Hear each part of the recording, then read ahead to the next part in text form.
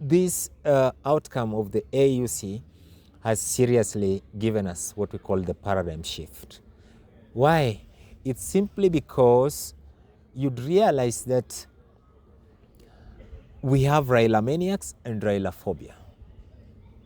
That is the divide.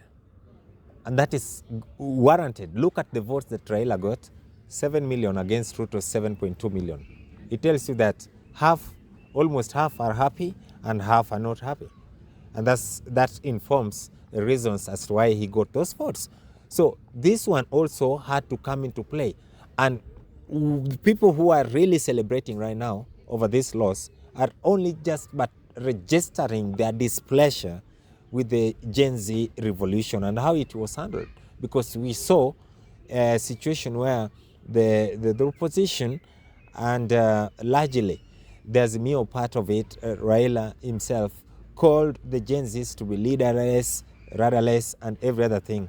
And now he ended up taking advantage over this process, getting there, employing people like Wandai, the 4 ODM stalwarts who were brought into government, taking over positions like the treasury, issues to do with cooperatives, and also fisheries and blue economy taken by Alias and Joho. So Kenyans are right in their language. They're telling him, come home, okay, you're allowed. But all that they mean is they want a formidable force that can bring Ruto home. So what Kenyans are saying, and Raila should take this positively, we'd rather have you here, not in AU. Because the AU staff was not for any meritocracy in as far as Kenya is concerned. It was simply a way or a ploy of deflating the Kenya's opposition, of ensuring that there was no one on the way of William Ruto. Remember, we are talking at a time when Murkomen just the other day said a minister of internal security, Kipchumba Murkomen, who is gatekeeping the presidency for William Ruto, he said that Kenya should now reconsider deploying intelligence officers in our universities and institutes of higher learning. How are we going to grow as a society? I mean, do you want to take these gimmicks, how you train people at Karbatonjo or wherever, whatever, where you take these policemen for training? Do you want to bring the same thing in our Kenyan institutions of higher learning? It is not possible. We are not going to allow that. Because this is the high-handedness that, the administration was trying to use just in case Raila went to the AU. They wanted now everyone to be silenced completely. That is not right. Things are not good in our country. Let us just be honest about it. Because we are talking at a time when someone like Kizza Besigye has gone on hunger strike at Luzira prison. Why? Because Kizza Besigye was arrested here in Kenya. He was abducted here, actually. And if anything would happen to Kizza Besigye, then Kenya would have a measure of responsibility. Why were we to even get into that? Knowing very well that our son, Raila Odinga, is eyeing the African Union chairmanship seat. So it is not possible. And I'm telling you, Raila is going to come back here with a third.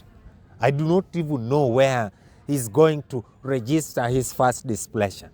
But it is a third. His loss has been strategic because it is not possible. Look at how the president of Djibouti behaved himself. Even in the matter of Israel, he decided to play in the middle. Someone like Ramaphosa, Cyril Ramaphosa, was openly saying that he decided to sit on the fence. He's supporting neither sides. He did not even support Israel. Because your support is equally as good as your interest. What was our interest there? And that's why we are also joining the world in fight. Now, Ruto decided to help America fight in Haiti. because you know America's interest in Haiti equally as a strategic point in that sea. What did America pay in return? It's because of America, one of the reasons why Raila could not be elected. It's America. So I think that completely when Raila comes here, it would be another stage of politics, high-octane politics, that is going to be played by all the patricians of this country. It's going to be high-octane politics. And it's when Kenyans are going to realize that politics is about interests. You'll see Raila, Kalonzo, and even the Wamunyororo chief, Mr. Rigathi Gachagua, Rigiji, on the same table. Thank you. Okay, and now people, we saw people as they were calling out Raila to come back and then to fight for presidency in come 2027. Do you think, as the way things are right now, is it a good idea for Raila to vie for any seat come 2027? Well, Raila will vie. Actually, the way things are happening, I can surely tell you that Raila must vie. You see, Raila is losing Nairobi at a very alarming rate. For 3 consecutive times in a row, his 3 candidates have not been able to garner Nairobi gubernatorial seat. They've not been able to bag it.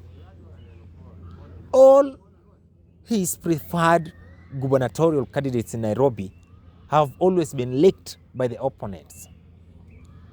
So for Raila to maintain his base, because equally he's also losing largely in the coastal region.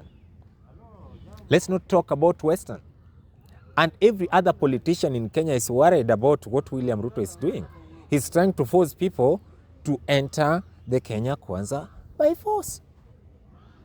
Mudavadi already sold his Amani party to William Ruto. It is only the wise Wetangula who is still playing around his cards, of which is not safe at all. So Raila is smelling the coffee and thinking really that with supporting William Ruto, they're equally going to lose the credibility of the multi-party that they fought for dearly. With the likes of Paul Muite, James Sorengo, and Martha Karua, and Gitobu Imanyara, they cannot allow that. Yeah, I'm telling you, we are going to have the biggest ship, bigger than the last ship, that is going to accommodate people of dissenting opinions in Kenya. And Ruto is going to be a one-term president. He must be. Thank you.